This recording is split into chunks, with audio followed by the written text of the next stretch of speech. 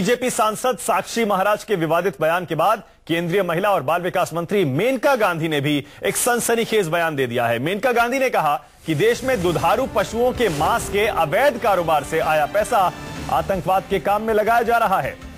Uttar Pradesh police की report में यह खुलासा हुआ है। मेनका गांधी ने कहा कि यह किसी धर्म विशेष से जुड़ा कारोबार नहीं है मांस का, बल्कि भारत में अब यह व्यापार बन गया है। मेनका गांधी ने दुधारू पशुओं के मांस के निर्यात पर प्रतिबंध लगाने की मांग की है।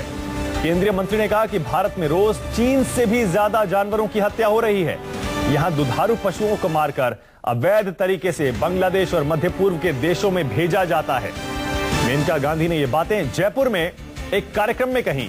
Federation of Indian animal protection organisation की ओर से आयोजित इंडिया फॉर एनिमल्स कॉन्फ्रेंस का यह कार्यक्रम था, जिसमें मेनका गांधी ने यह सनसनीखेज बयान दिया है। इसे अलग अलग तरह से देखा जा रहा है। आपको पता ही है, आजकल लव जिहाद और साथ ही साथ देश को धर्म के आधार पर बांटने की कोशिश के आरोप लग रहे हैं भारतीय जनता पार्टी पर। ऐसे में मेनका गांधी का यह बयान क्या मतलब है, पहले आपको सुनवाते हैं क्या कहा है मेनका गांधी ने। स्टडी करके दिया कि जो भी जानवर इलीगल काउंट, पुलिस वालों को ने एक स्टडी करके दिया कि जो भी जानवर इलीगल स्लॉटर के लिए जा रहा है, वो जो पैसा कमाया जा रहा है, it is going into terrorism, it is going into the bombs that fall on us, it is going into killing us alone. तो देखा, एक के बाद एक बीजेपी के नेताओं की तरफ से इस तरह के बयान आ रहे हैं जो कहीं ना कहीं धर्म से जुड़ते हैं। सुकेश रंजन हमारे सहयोगी हमारे साथ जुड़ गए हैं। सुकेश, क्या एक बार फिर से लव जिहाद और जो बाकी मुद्दे आजकल उठाए जा रहे हैं, उसी तरह इस मुद्दे को देखा जा सकता है? देखिए सुकेश, आप मुझे सुन पा रहे हैं? मैं सुन पा रहा हूं, मानक आप मुझे सुन पा रहे हैं?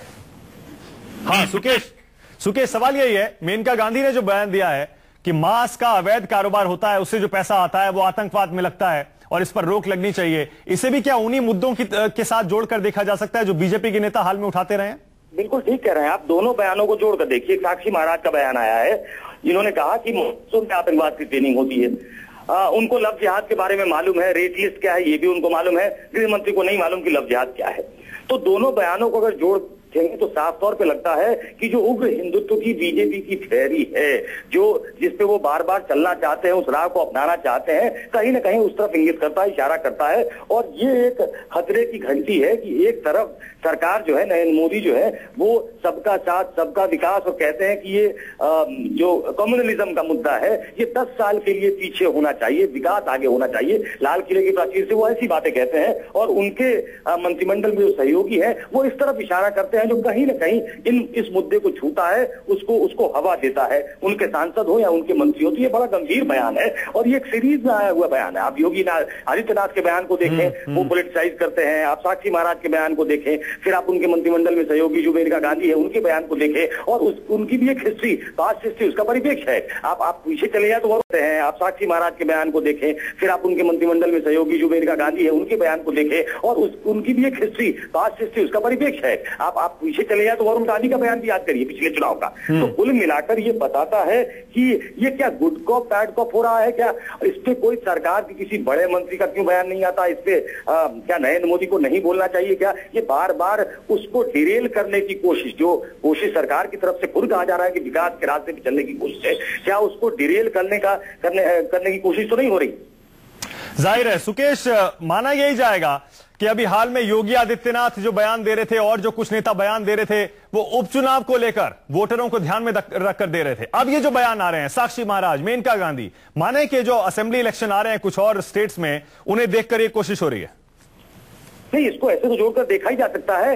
बार बार ये जो विश्लेषक है वो इस तरफ इशारा करेंगे कि दरअसल क्या बीजेपी इसके बिना चल नहीं सकती है। वो बीजेपी जिसका प्रादुर्भाव राष्ट्रीय परिप्रेक्ष्य में तभी से हुआ जब वो राम मंदिर के सो कॉल्ड आंदोलन जिसको वो कहते हैं उससे जुड़े, और उसके बाद उनकी संख्या काफी बढ़ी।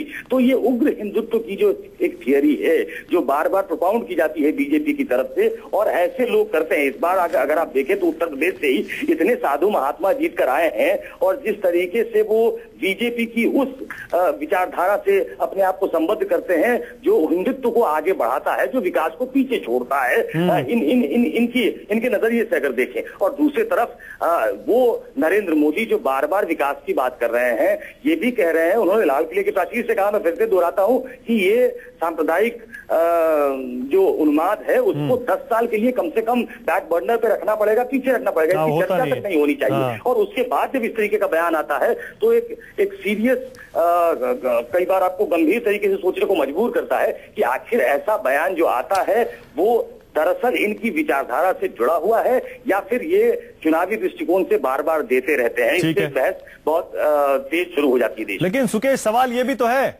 मांस का जो अवैध कारोबार होता है उसके बारे में मेनका गांधी कह रही हैं, लेकिन सच तो यह है कि इसमें किसी एक धर्म के लोग तो लगे नहीं है, इसमें हर धर्म के लोग लगे हुए हैं। ऐसे में मेनका गांधी का यह बयान, इसका मतलब क्या है? नहीं, मेनका गांधी बराबर जो ये जो पशुओं के गौ हत्या की बात कर रही हैं, गौ हत्या की बात कर रही हैं, वो उससे जुड़ा हुआ मसला ठीक है, लेकिन उसको बार बार इस तरफ मोड़ देना, ये जो पैसा वहां तक तो ठीक है जो वो कह रही है, लेकिन ये पैसा आतंकवाद में लगता है और हमें मारे जाने में इस्तेमाल होता है, ये एक ऐसा बयान है जिसकी पुष्टि नहीं की जा सकती। वो किस रिपोर्ट का हवाला दे रही है वो मुझे नहीं मालूम, लेकिन ये उस समय बयान आता है जब साक्षी महाराज का भी एक बयान आ चुका होता है, जब योगी आदित्यनाथ का बयान आ चुका होता है, जब ऐसे बयानों से माहौल गर्म है, वैसे में केंद्रीय मंत्रिमंडल का कि एक वरिष्ठ मंत्री जब ऐसा बयान देती है तो कई बार इसलिए सवाल उठते हैं कि ये बयान, उसका तथ्यात्मक आधार उसका क्या है। हालांकि वो किसी रिपोर्ट का हवाला दे रही है, उत्तर प्रदेश की कोई रिपोर्ट है उसका हवाला दे रही है, लेकिन क्या ये साफ साफ कहा गया है कि इसका इस्तेमाल आतंकवाद में होता है, हमें मारने के लिए होता है, हमें मतलब हिंदुओं को मारने के लिए होता है? ये एक तरीके से उन्मादी बयान है जो उस तरफ इशारा करता है, जो बीजेपी की उस थ्योरी में यकीन रखता है कि ये हिंदुओं की पार्टी है, ये हिंदुवादी पार्टी। ठीक है, बहुत बहुत शुक्रिया सुकेश इस जानकारी के लिए। कांग्रेस के नेता अखिलेश प्रताप सिंह हमारे साथ जुड़ गए। अखिलेश जी, आपने सुना मेनका गांधी क्या कह रही है? मांस का जो अवैध कारोबार होता है उसका पैसा आतंकवाद में लगाया जाता है, वही पैसा हमें मारने में लगाया जाता है। क्या मतलब है इसका, आप इसे कैसे देख रहे हैं अखिलेश जी? इसका मतलब ये है कि इतनी जानकारी एक कैबिनेट मंत्री के पास होते हुए जिसकी कलेक्टिव रिस्पॉन्सिबिलिटी होती है, वो सरकार कार्रवाई नहीं कर रही है, मिली हुई है। इसका मतलब ये सरकार मिली हुई है। अगर ये इस तरह की बात कह रही हैं एक कैबिनेट मिनिस्टर, तो कलेक्टिव रिस्पॉन्सिबिलिटी होती है एक मिनिस्टर की। इसका मतलब ये सरकार और प्रधानमंत्री का वक्तव्य है, और जब ये वक्तव्य है, ये जानकारी सरकार के पास है, तो सरकार ने क्या कार्रवाई? वो कह रही है यूपी पुलिस की रिपोर्ट है, ये यूपी पुलिस की रिपोर्ट में खुलासा हुआ है कि जो दुधारू पशु हैं उनको जानकारी मिल गई ना, भारत सरकार को जानकारी मिल गई ना, भारत सरकार के लोग ये बयान दे रहे हैं ना, भारत सरकार कार्रवाई क्या कर रही है ये बताए। और इतनी बड़ी चीज हो रही है और भारत सरकार सिर्फ बयान दे रही है। अच्छा चलिए ठीक है, लेकिन ये जो बात कह रही है इस पर आपका क्या कहना है कि दुधारू पशुओं को मारा जाता है, ये अवैध कारोबार है, उनको बांग्लादेश मध्य पूर्व उनका मांस भेजा जाता है, जो पैसा आता है वो आतंकवाद में लगाया जाता है? किसी भी प्रकार का अवैध कारोबार नहीं होना चाहिए, इस पे कोई दो राय किसी का नहीं है। कांग्रेस पार्टी स्पष्ट है कि अवैध कारोबार नहीं होना चाहिए, लेकिन अगर कोई कारोबार कर रहा है और उस पैसे से या किसी भी तरह के पैसे से, अवैध कारोबार नहीं होना चाहिए, लेकिन अवैध कारोबारियों की जानकारी यदि इनको है और उस कारोबारियों के पैसे लग रहे हैं आतंकवाद में, तो ये खामोश क्यों है? अच्छा, आपकी क्या जानकारी है अखिलेश जी? अखिलेश जी, मैं ये पूछ रहा हूं, आपकी क्या समझ है? क्या वाकई ऐसा होता है क्या जैसा मेनका गांधी कह रही है?